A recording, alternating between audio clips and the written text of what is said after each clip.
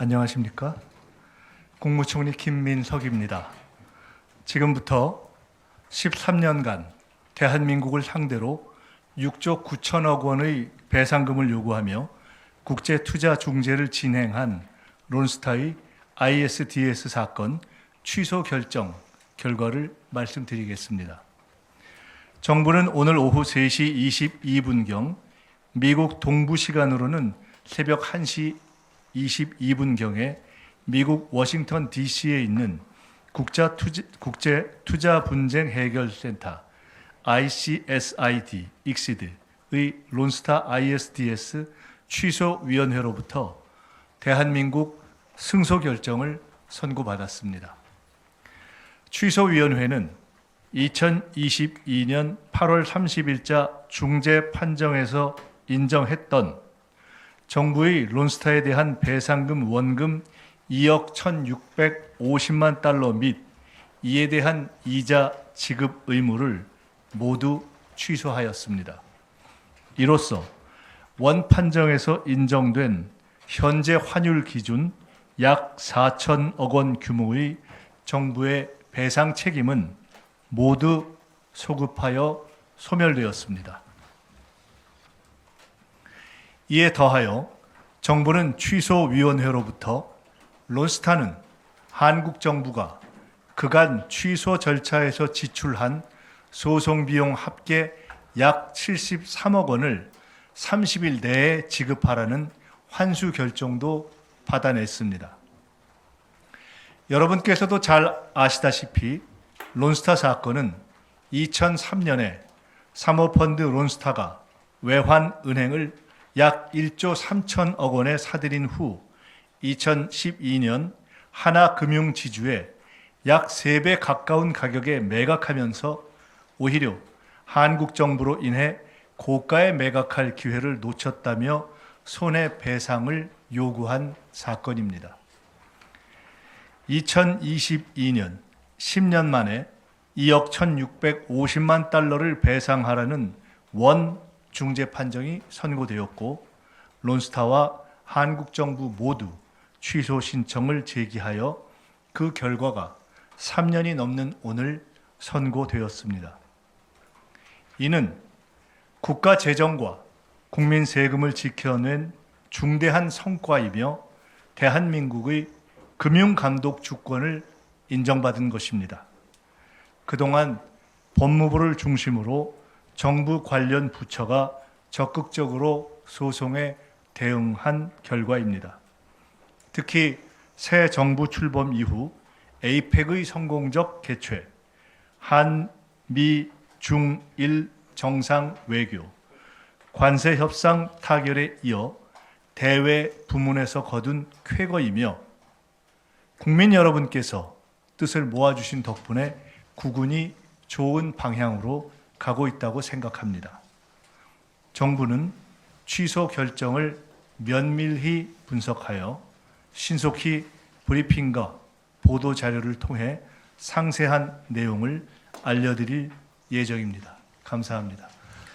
법무부 장관께서 이어서 말씀을 주시겠습니다.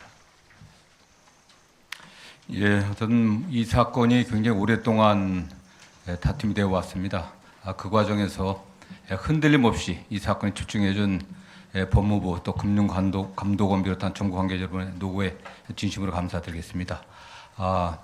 일각에서는 이게 이제 새 정부 출범 전부터 된 거 아니냐라는 그런 말씀도 하겠지만 저는 이게 뭐 어느 정부의 문제가 아니라 지난해 12월 3일 내란 이후에 대통령도 부재하고 또 법무부 장관도 부재한 상황에서 법무부의 국제법무국장을 비롯한 담당국의 직원들이 정말 혼신의 힘을 다했습니다. 지난해 1월에 대통령 장관이 부재한 상태에서 그들 스스로 최선을 다해서 익시대에 가서 또 구술 변론을 했고 그러한 성과들이 모여갖고 이번에 좋은 결과를 냈던 것 같습니다.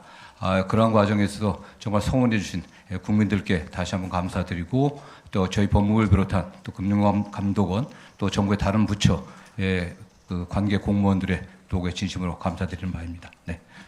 네. 그럼 론스타 소송 관련 브리핑을 마치도록 하겠습니다. 이어서 발표와 관련한 질의응답 시간을 갖도록 하겠습니다. 네, 저 SBS 김아영입니다. 기존의 기사들을 보면은 이번에 그 결정이 뒤집히기가 좀 어렵다는 분석들이 좀 있더라고요. 이게 어떤 게 좀 주요했다고 보시는지 설명 부탁드립니다. 예, 좀 전에 그 총리님과 장관께서 말씀을 하신 것처럼 저희가 이제 결정문을 분석을 해서 결정문의 분량이 한 120페이지 정도가 넘습니다. 그래서 그 내용들을 좀 전에 불과 한 3시간 전에 받았기 때문에 그 부분들 분석해서 이제 차후에 상세한 보도자료와 추가적인 언론 브리핑을 제공할 것입니다. 근데 가장 중요한 것은 중재 절차 과정에서 적법 절차 위반이 상당히 중대하게 발생을 했다라는 점이 취소위원회에서 한국 정부의 취소 신청을 받아들인 결정적인 계기였다고 볼 수가 있습니다. 네. 다음 질의하실 분. 네, 뉴스원 이길입니다. 그 취소 신청 과정에서 어쨌든 여기서 취소를 신청할 때 그 법리상 문제점으로 이제 우리 한국 정부가 좀 강조한 부분이 뭔지 그게 좀 잘 이렇게 받아들여진 건지 좀 여쭙고 싶습니다. 예, 그 중재 판정의 취소라고 하는 것은 우리가 본안을 새로 다투기 위해서 항소를 하는 그런 과정이 아닙니다. 중재 절차는 단심제입니다.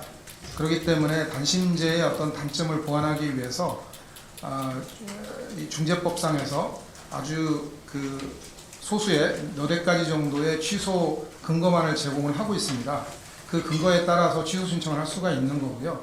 그래서 그 취소 신청을 우리가 하게 되었고, 취소 신청의 그 근거로서는 이 중재 판정부의 권한을 유월했다라는 그런 부분과, 그 다음에 중대한 적법 절차 위반과, 그 다음에 판정의 주요한 그 이유를 제대로 설치하지 않았다라고 하는 3가지 이유가 있었습니다. 세 가지 근거가 있었습니다.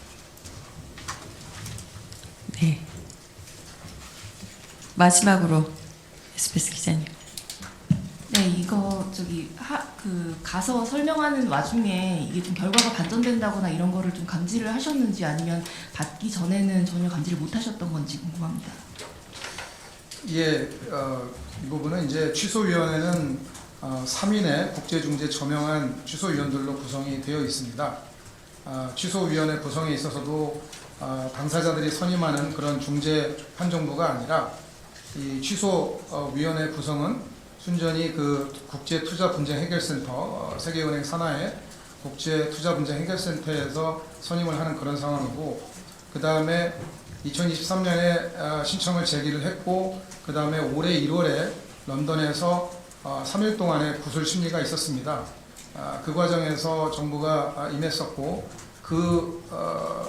이 심리 과정에서 이 취소위원들이 적법 절차 위반에 대한 부분들에 대해서 상당히 많은 질문들을 하신 건 사실입니다.